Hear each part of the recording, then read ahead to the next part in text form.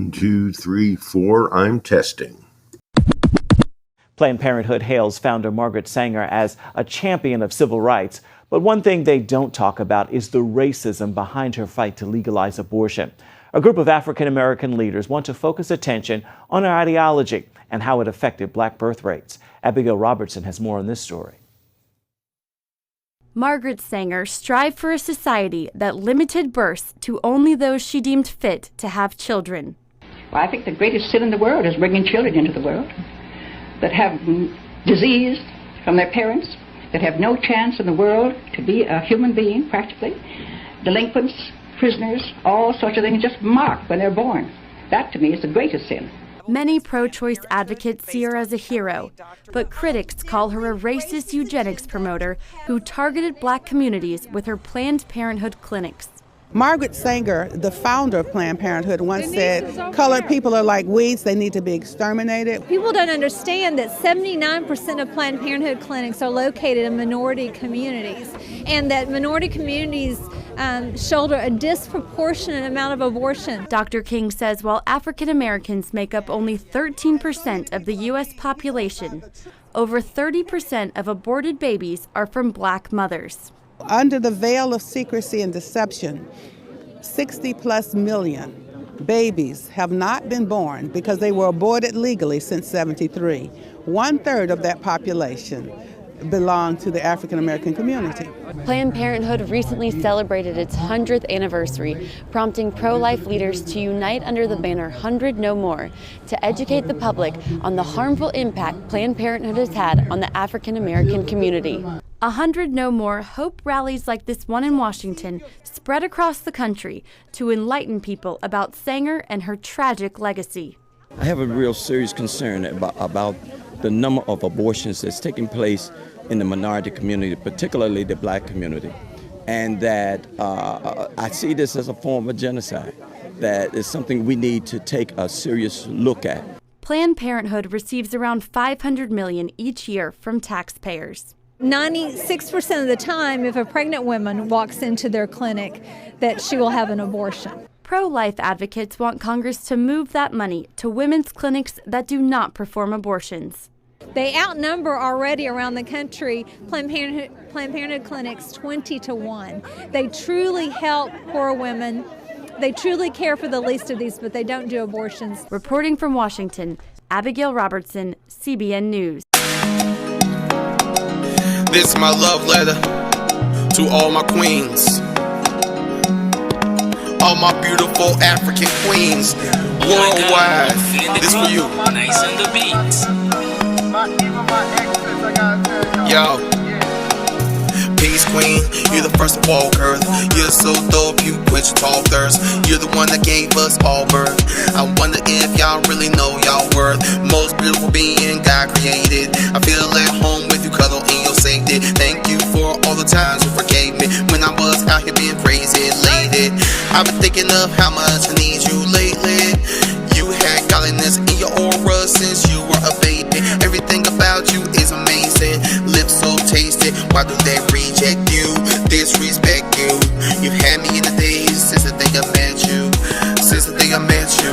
Oh, black woman, you are so beautiful, are so wonderful, are so powerful. Let me shout at you. Black woman, you are so beautiful, are so wonderful, are so powerful. Let me shout at you. Black woman, you flowing, your voice is more relaxing than an ocean. Aside the short cord, Claude Colvin. How can I not give you your roses? Viola Davis, Cicely Tyson. I say single cause I gotta find the right one. Lauren Hansberry, Queen Nefertiti, Erica Badu. Wish you was with me, no matter your shades, from the lights to the darkest. I want Tracy's with you and watch the harvest. Without both Amy's, there would have been no Garvey. Come get me ready. Gotta live in this tribe of shove ass with my own Betty. With my own Betty, yeah. Black woman, you are so beautiful, are so wonderful, are so powerful. Let me shout at you. Black woman, you are so beautiful, are so wonderful, are so powerful. Let me shout shout your black. I love your hair. I love your beautiful natural hair. I love your hair. So wonderful. Yeah, without the perm and the weaves, extensions and the iron, no captain locks got me tired. Or with the fro, you are the opposite of weird. Come on and bring the love in here, love and weird, and I love them braids, the way that they hang. I love it if you had locks as your bangs, or if your hair was short like Esther Roll, you would still be the epitome of dope. If I could get lost in your glow, in your eyes, your God's grandest design. Black woman, you are so beautiful, are so wonderful, are so powerful. Let me shout your black woman, you are so beautiful, are so wonderful, are so powerful. Let me shout your black.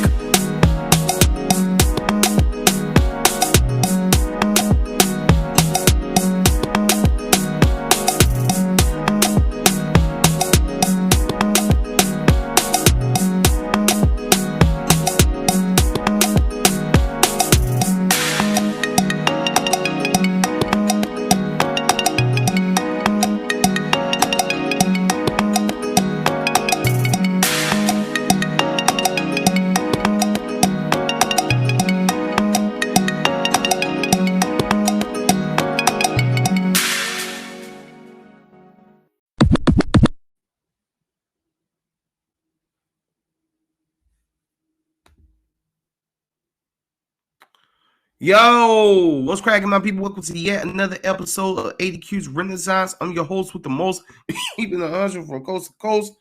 Through God, I boast, ADQ. I say I'm ADQ.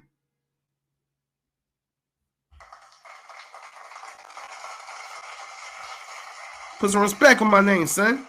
Oh, just a clap? What? Is this golf? Is this the PGA Tour? Come on now. I'm ADQ. Thank you. Thank you. Put some respect on my name. You know what I'm saying? So, today, yeah.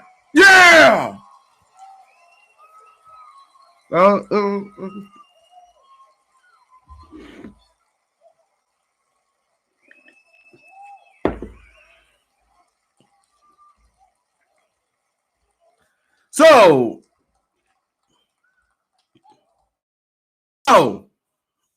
a chick across the road and sees a pigeon and says, "Hey, you on my turf? Get it?" Oh, stop it. Cut it out. Quit it. Nah, today on ADQ's Renaissance, I want to talk something seriously. First of all, to those of you who listen to my podcast on a regular basis, I apologize for the long lapse and stuff. I know I've been going dark. Here's the reason why. I've been writing. I'm a playwright, and now I'm an author. Well, I've been writing. Stay tuned. Been acting and stuff. What have I been acting in? Stay tuned. So let's get into it. Okay. First of all, shout out to Riverside for all of these dope sound effects. Yeah. And again, shout out to Riverside. Powered by Riverside. Yeah, Riverside, y'all dope. So how do I start this?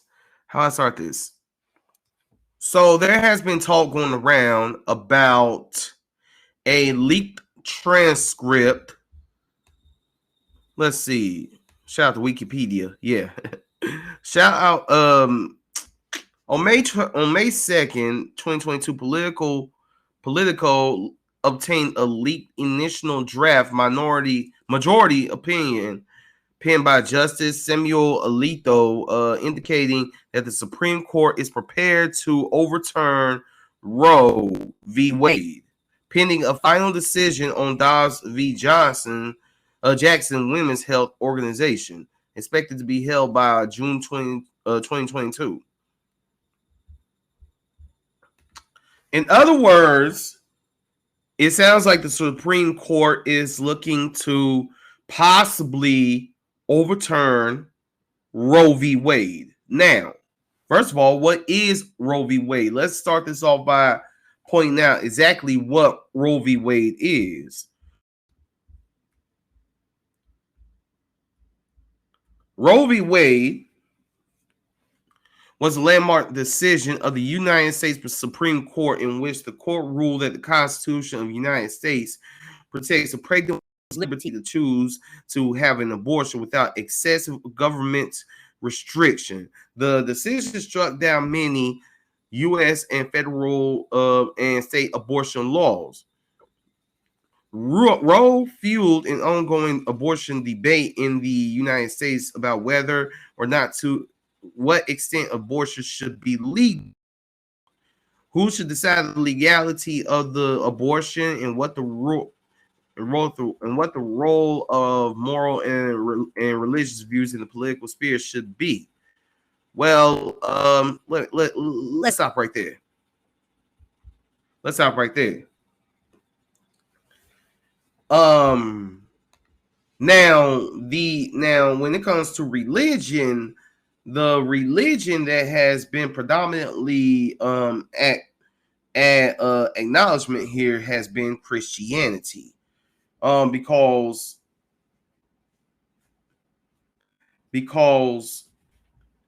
Christian religion and all of its denominations, Christianity that is heavily adhered to here in the United States. It is the top religion. That is a fact.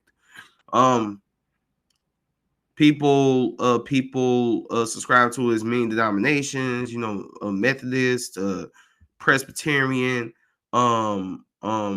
Baptist. I was raised Baptist. A lot of people here in the United States are consider themselves to be Christians. You also have a heavy number of Catholics who would also probably not be against the Roe v. Wade decision. Like from the scripture says, Psalm 139, 13 through 16, for you create my inmost being, you knit me together in my mother's womb. I praise you because I am fearfully and wonderfully made. Your works are wonderful. I know that full well. My frame was not hidden from you when I was made in the secret place, when I was woven together in the depths of earth. Your eyes saw my unformed body. All for me were written in the be. Before I formed knew you, before I set you apart, I've appointed you as a prophet to the nations. Numbers 5, 27 through 28. If she has made herself impure and been unfaithful to her husband, this will be the result. When she is made to drink the water that brings a curse and causes bitter suffering, it will enter her. Her abdomen will swell and her womb will miscarry. And yeah, that gone. Yo, let's go past that. Psalm 137, 127, 3 through 5. Children are a heritage from the Lord, all for offspring a reward to him. Like arrows in the hands of the warrior are children born in one's youth. Blessed is the man whose quiver is full of them. They will not be put to shame when they contend with their opponents in court. And there are other scriptures that basically says that God is not in favor of abortion. I said God is not in favor of abortion.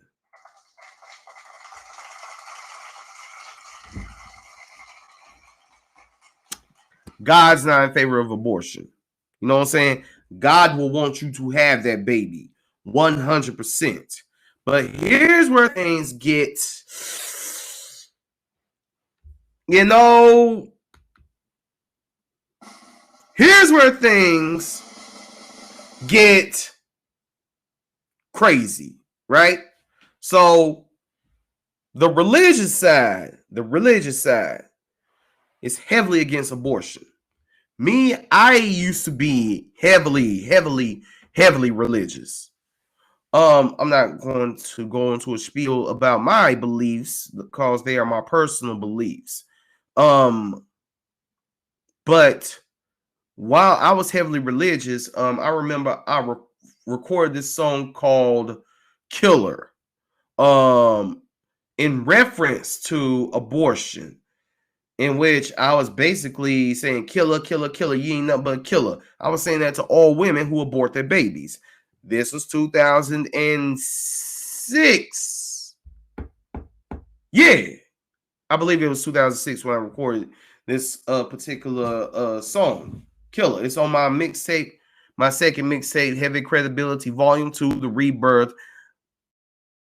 I haven't seen that mixtape or heard any of it in years, and that's probably a good thing because it sucks. But overall, while I was in that mindset, I was like, yo, abortion is 100% wrong. But that was 2006, almost 20 years ago. I would say that ever since then, I have started to form a more nuanced view. And that's why I'm calling my 2 cents, because abortion does not affect me at all. It doesn't affect me at all. I have a male genitalia. I'm never going to get pregnant. Never, ever. Pregnancy is something that's never going to happen to ADQ.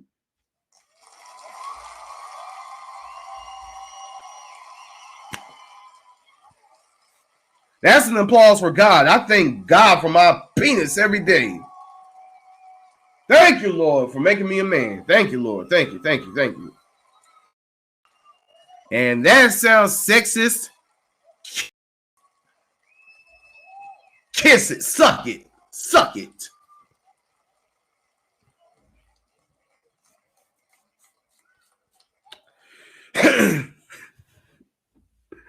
I love Riverside.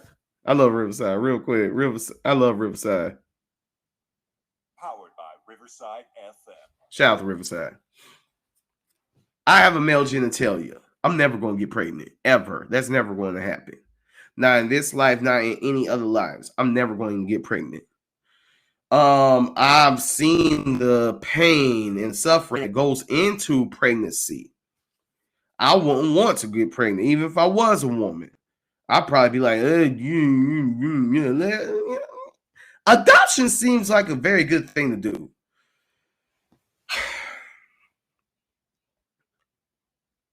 But I have a right to freedom of speech. That's in the Constitution. The Constitution that this particular country swears to uphold. So I'm going to take the country up on it. Man, I'm just looking at my fresh cut. And I did it too. I'm just taking the country up on my constitutional right to freedom of speech. So that tells me that I can say whatever I want to, whenever I want to, however I want to. And here's what I am saying. I think that overturning Roe v. Wade is a bad idea. I think that overturning Roe v. Wade is a bad idea. And let me tell you this, I'm pro-life. I remember a few years ago, right? I posted on Facebook that I posted on Facebook a meme that said a woman has the right to do whatever it is she wants to with her body. And I put it in the heading, in the description, that I'm pro-life, and I agree with this. Man, a whole bunch of butthurt liberals came for me, man. That was what made me start saying, you know what, liberals are on some BS. Like, for real. I don't like liberals. Hold up. Let's look up what liberalism really means.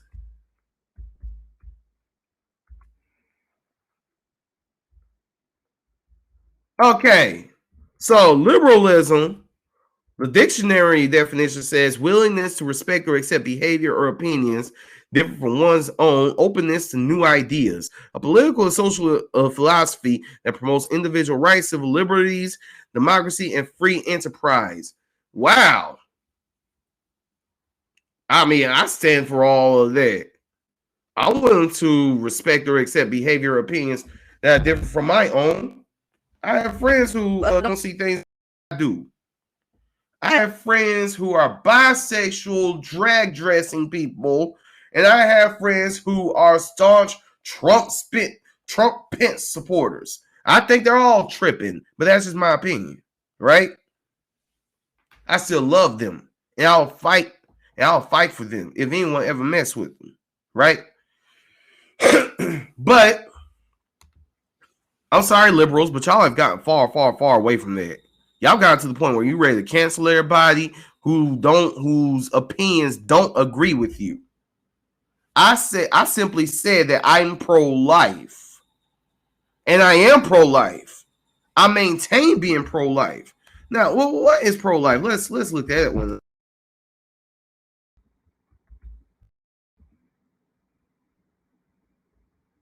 Okay, why am I seeing pro-life Spider-Man? Pro-life means opposing abortion. Now, I'm pro-life in the sense. See, my definition of my approach to pro-life is a little different than others. Most people, when I say that I'm pro-life, you think about the old white people who want to oppose Roe v. Wade and strike down women's right to abortion, right?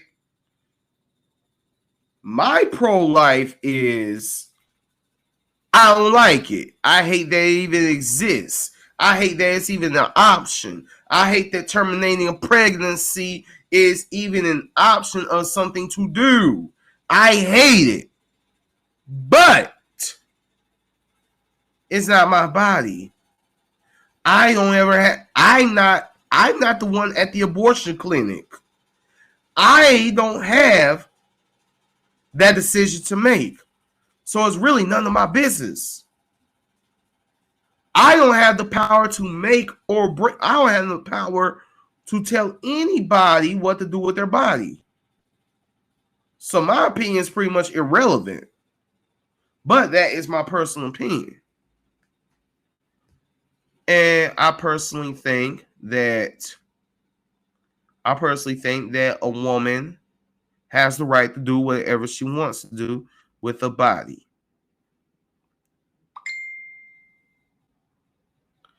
I don't necessarily have to agree with it, but I would say that my view on it,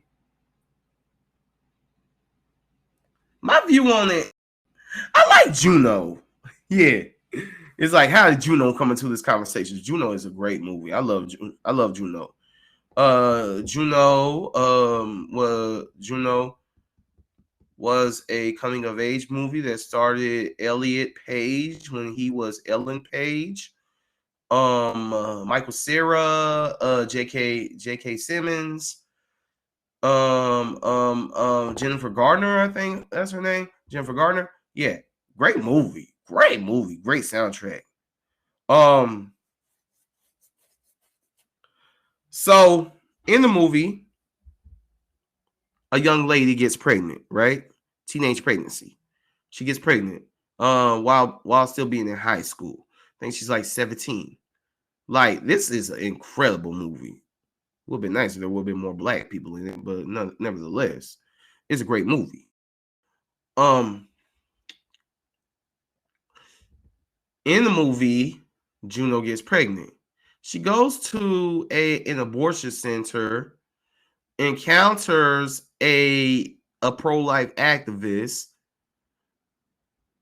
and strongly thinks about having an abortion done, and then runs out in fear. And then decides to go ahead with the pregnancy, but arrange for the baby to be put up for adoption once it's born, right? So that she could go on and resume her her life.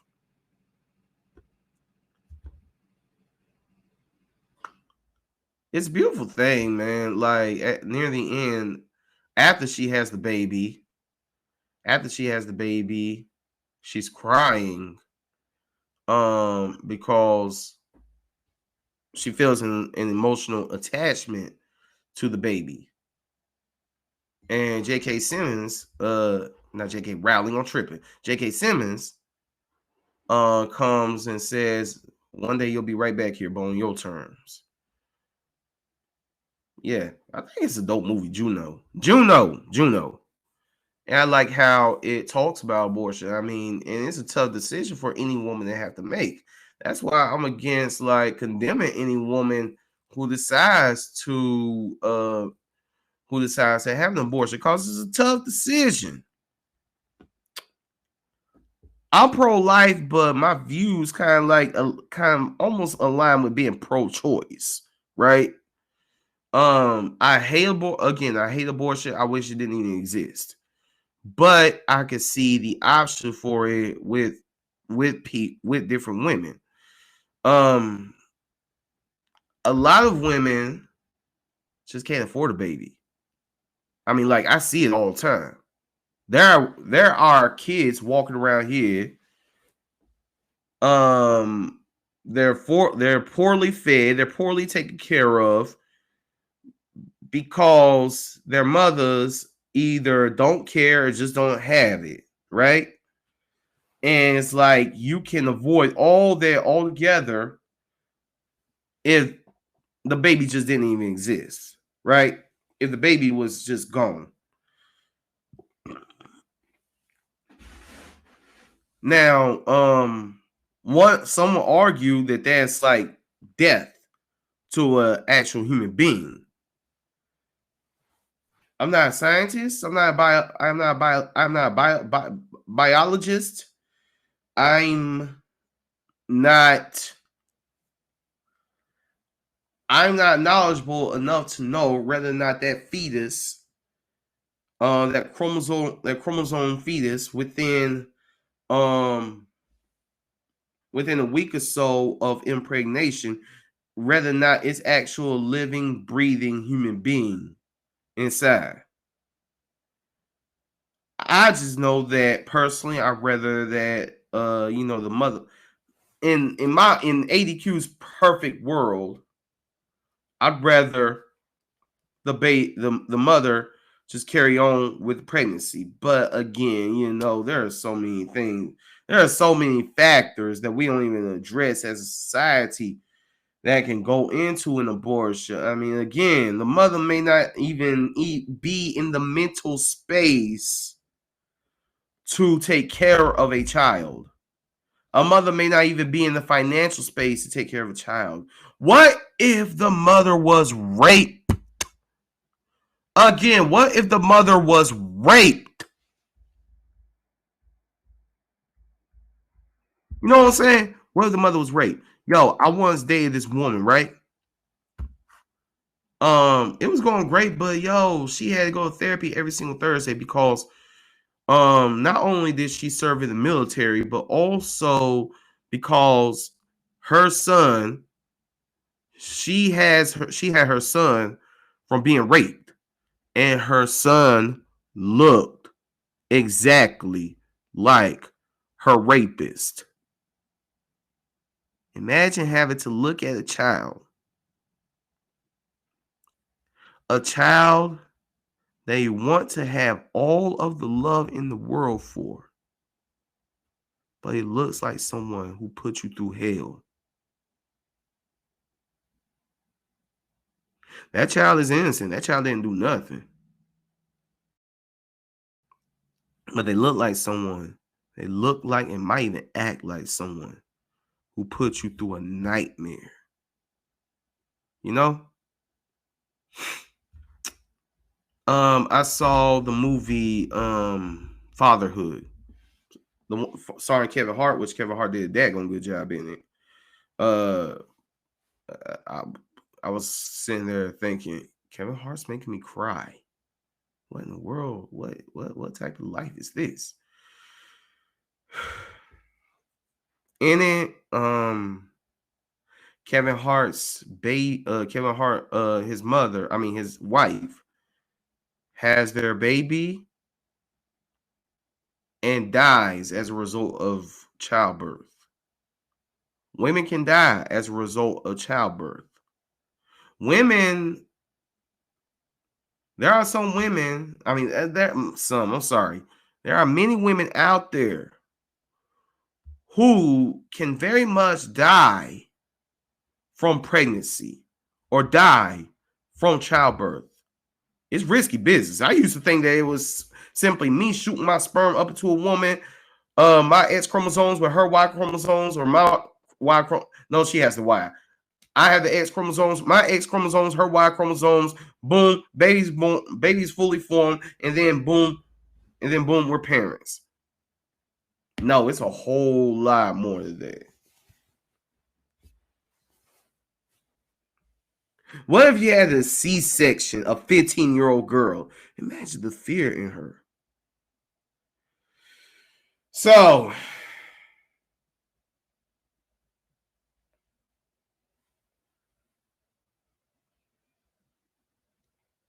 this is why I think that as pro-life as I am,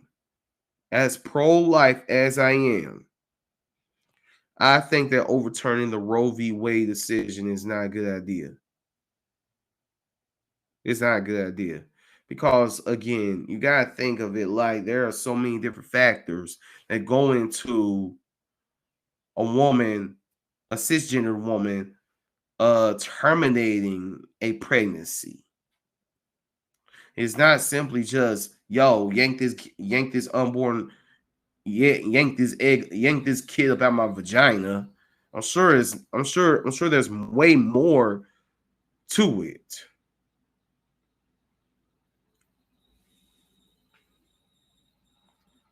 And also, we gotta stop demonizing women who had abortions. You know what I'm saying? Nick Cannon was almost aborted. Jack Nicholson was almost aborted. There were times when I wish I was aborted. But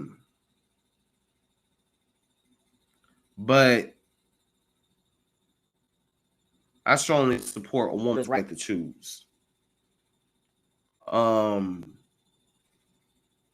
I stand on it is, ma'am, I hope you have the baby. I really hope you have the resources necessary to take care of the baby. But I understand if you decide not to go through with the pregnancy. I understand if you decide not to go through with having the baby, because there's so much. This is a crazy world out there. And if you don't have the resources necessary to take care of the baby, if you are so mentally drained from life that you cannot take care of the baby, then the baby's bad, and the baby probably is better off not being born. Unless you're relying on God himself. That's a decision for you to make. But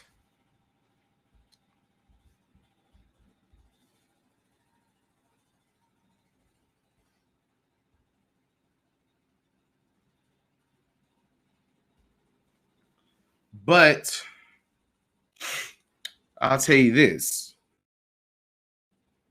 It is not a decision for a man to make.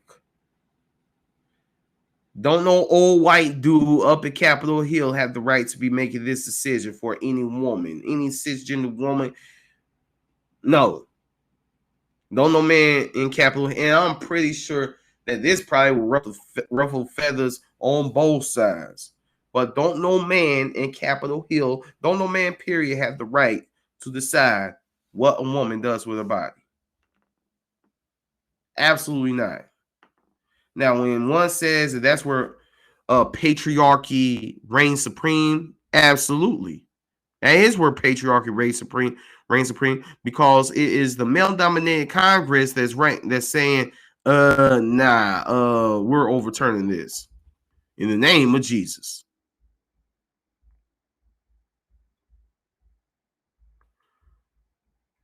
The decision of Roe v. Wade involved the case of Norma McCorvey, known by the legal pseudonym Jane Roe, who in 1969 became pregnant with her third child. McCorvey wanted an abortion but lived in Texas. Yeah, good luck attaining that in Texas, where abortion is legal except when necessary to save the mother's life. Her attorneys, Sarah Wellington and Linda Coffey, filed a lawsuit on her behalf in U.S. federal court against her local attorney, Henry Wade, alleging that Texas abortion laws were unconstitutional. A 3-judge panel of the U.S. District Court for the Northern District of Texas heard the case and ruled in her favor. Texas then appealed directly to the U.S. Supreme Court. In January 1973, the Supreme Court issued a 7-2 decision in McCorvey's favor, ruling that due process clause of the 14th Amendment to the U.S. Constitution provides a right to privacy that protects a pregnant woman's right to choose whether to have an abortion. Take a little sip of this live alkaline water.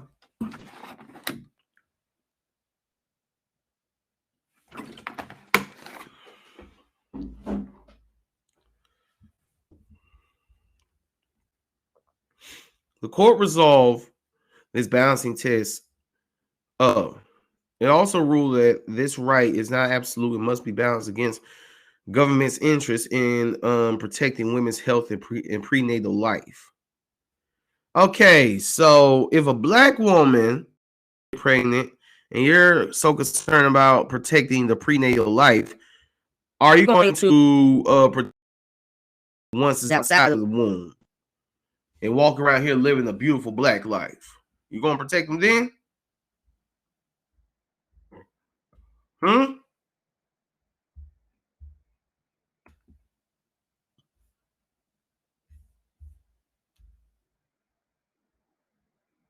Don't hear nothing. So, yeah, don't no men need to be arguing about this. Now, I would hope that we as black people will come together and protect and love and be there for any woman who is struggling to find support for during her pregnancy. Who is this? Okay, hang on. I will hope that anyone would support any woman who is pregnant. That's what makes the world a better place, right? But I would makers, if you are so concerned with the life and the health of a woman during her pregnancy, provide some funds for her. Provide some funds for her to take care of her child, especially if she's a single woman. Give her money. There should be a bill. Is that Section 8? I don't know. But if there isn't, there should be a bill that provides monthly funding until the age of 18 for a woman and her child.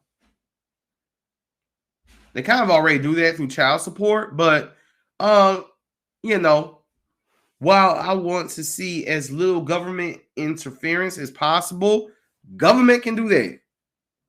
How about you? Come on, government, do that.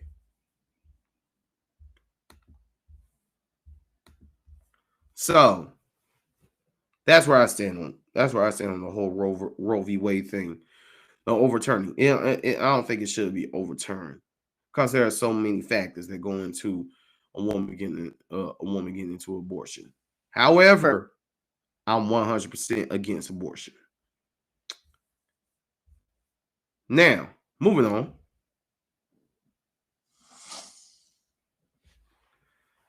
First of all, I want to give another shout out to Riverside. Come on, Riverside, where you at? That ain't Riverside. This is Riverside. Powered by Riverside FM.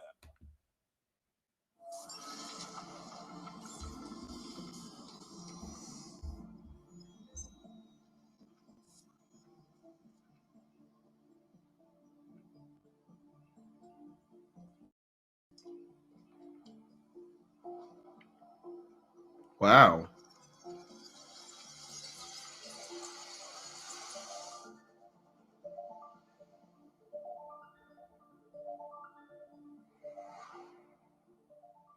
Okay, Riverside, you got my attention. I can see that you ain't playing no games.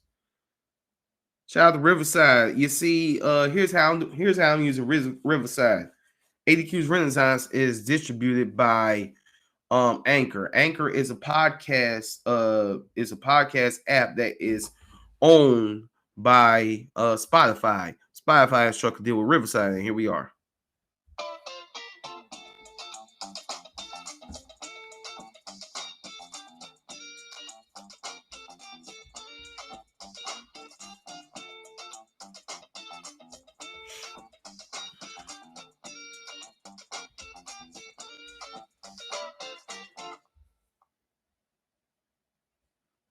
That was nice.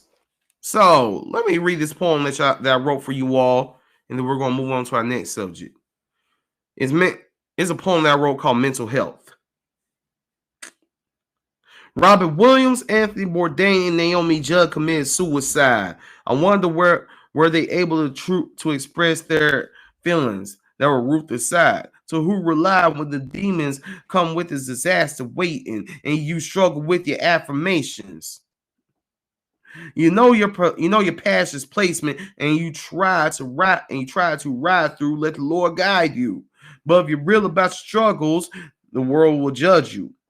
Even those who say they love you. Ye say he struggles with ideation. We fight Satan cause we know that he's politely waiting, telling us that no one loves us. We dismiss y'all. I got pissed off the other morning and punched a brick wall. All the happy folk, nothing against y'all, but find your broken friends and get more involved. It's hard out here. It's like moving weights up 30 mountains.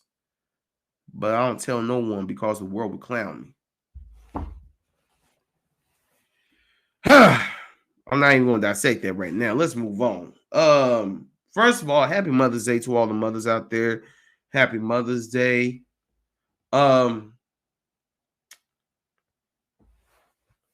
Yeah. A round of applause and, just cheers, roses, and all that good stuff to all the mothers out there. All the mothers are great. Shout out to all the mothers out there. Shout out to all y'all doing your thing out there. Yeah. Come on, let's clap it up for all the mothers.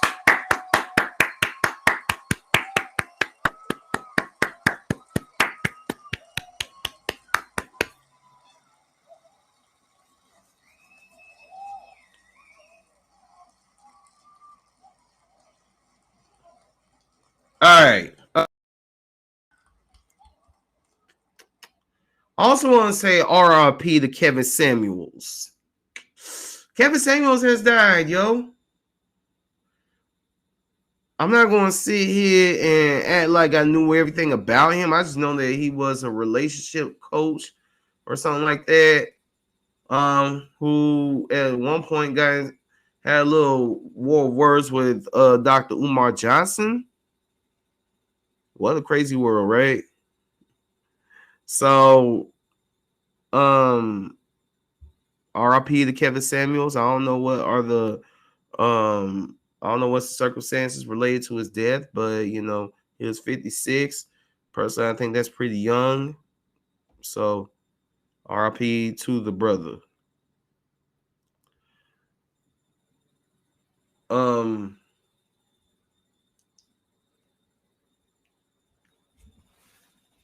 I would say I would say that one thing we struggle with doing as a society is we always wait until someone's dead to express appreciation and gratitude for any and all things that they may have accomplished in this life. I would say I don't want nobody showing up at my funeral. I don't even want to have a funeral when I die. No. I once said that somebody said, well, what if somebody wants to celebrate you? While I'm alive. Right now, celebrate me. That's why it's important to give people your roses give people their roses while they are alive. Give them their flowers while they can smell them.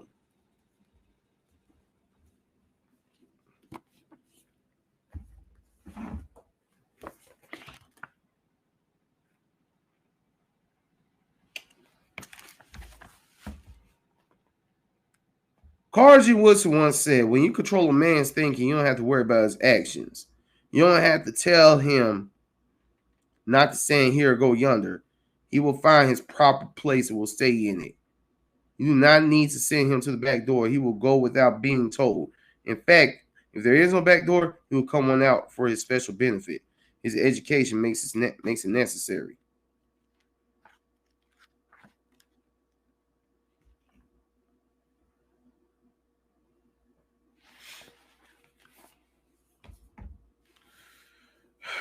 I just read that because, you know, in terms of relationship coaches, in terms of Roe v. Wade and all that good stuff, people that try to control my thinking, people out there trying to control others' thinking.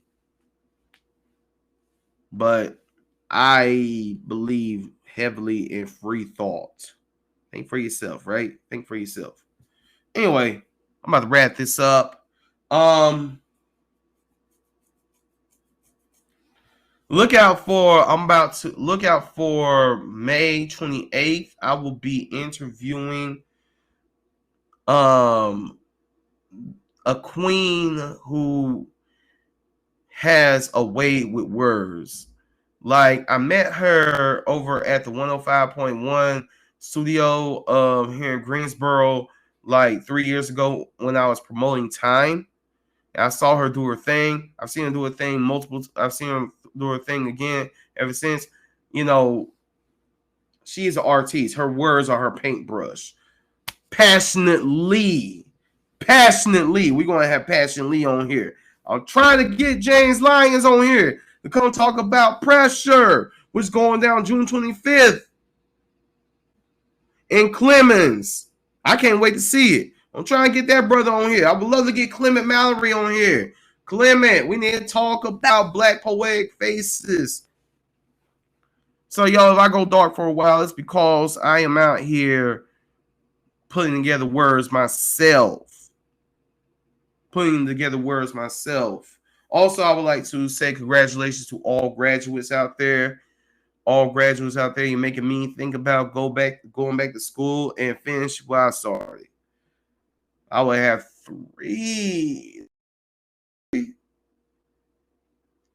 I will have like a year and a half to go. But anyway, I'm ADQ. This has been ADQ's.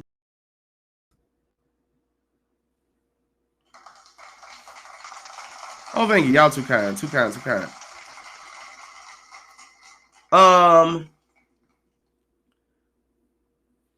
I might find me a fellow hip hop head and talk album, No Fear of Time, and talk about the new Pusha T album. It's almost dry.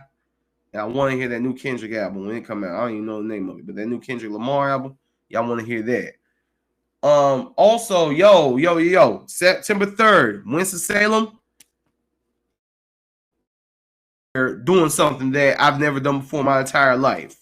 This is the year of reinvention. September 3rd, I'm going to be in the Trey 4 doing something that I've never done my entire life, but it's going to be very interesting. So, I'm ADQ. I'm signing off. Everybody have a beautiful, beautiful Sunday. Celebrate your mother all year. If your mother's in your life, you love her, and she's great, do what Tupac did in his song Dear Mama. Do what Kanye did in his song Hey Mama, and do this.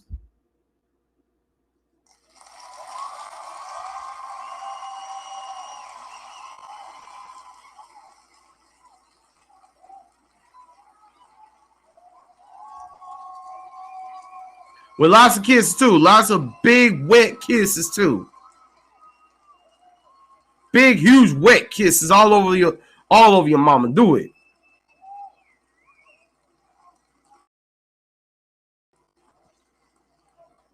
So I'm ADQ. This has been ADQ's Renaissance. Everybody have a blessed day. Peace. These women were the unsung heroes of the Black Panther Party. The Black Panther Party was established in the 1960s to empower the Black community. The group offered free breakfasts for kids in impoverished neighborhoods and challenged police brutality by patrolling neighborhoods where it had occurred.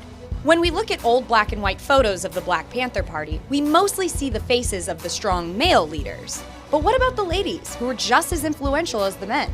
Let's meet the women of the Black Panther Party. That is directly related or indirectly related to the whole scheme of still attempting to make the party look as though we're a group of hoodlums. Elaine Brown was the chairwoman of the Black Panther Party from 1974 to 1977, and she was a political force to be reckoned with. She ran twice for a position in the Oakland City Council, the city where the Black Panther Party originated. She was a writer for the Los Angeles radical paper Harambe and carried that journalistic experience well into her years with the Panthers, when she became the editor for the party paper. Elaine still remains a well-respected member of the political Black community and has written several books about her time with the party, notably A Taste of Power, which was optioned by HBO for an upcoming documentary series. Elaine founded multiple nonprofits aimed at bettering the justice system for the Black community, including the National Alliance for Radical Prison Reform, which is based in Atlanta.